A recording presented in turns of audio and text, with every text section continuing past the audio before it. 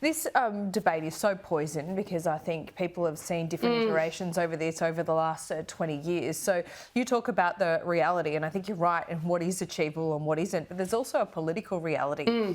I mean, you're a national senator, so you're less concerned about the teal seats, but if you do want to get back into power, you need to get some of those seats back, and by proffering this reality, it doesn't seem like you're going to be able to do that. How do you get around that?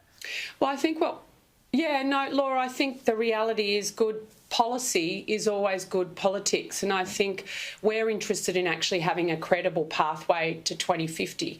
And we're genuine in that. We've done the research, we've travelled the globe, we've spoken to the experts.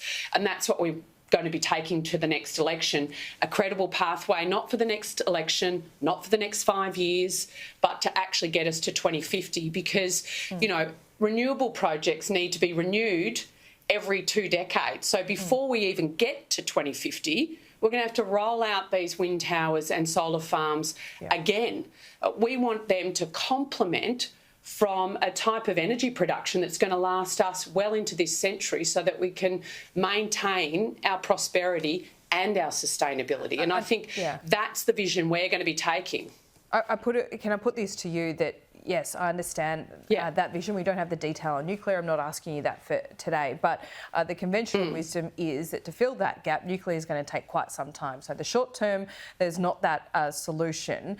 And now, once again, the major parties, Liberal and Labor, are so far apart on what the solution is and how to get to 2050. You know, that chopping and changing alone is what creates such expensive energy and what makes us miss our targets, isn't it? Well, Laura, the reality is when we were in government, we didn't miss our targets. We put forward targets and we met them. And it was, you know, at COP in Dubai, nations all through Europe, America, no one met their target, right? So let's not beat ourselves up here. We've got a really great reputation. I'm more interested in the end game, Laura, and we can play, you know, these fake games as we head towards 2050. But if you're actually serious about getting there, you've got to have serious plans on the table. And will it take a little longer to get nuclear power generation up and running? Yes. We have to remove the moratorium. Are young people excited about this opportunity as solving the climate wars and being part of the solution while keeping the lights on? Yes, they've travelled the globe. They've been to France, they've been to America, Canada, the UK. They know this isn't a technology to be afraid of. It's actually a technology that's going to help us with their climate ambition, but also the economic reality, Laura. So, you know, I'm not interested in short-term political wars. We've actually got to get people trusting that this is a credible plan.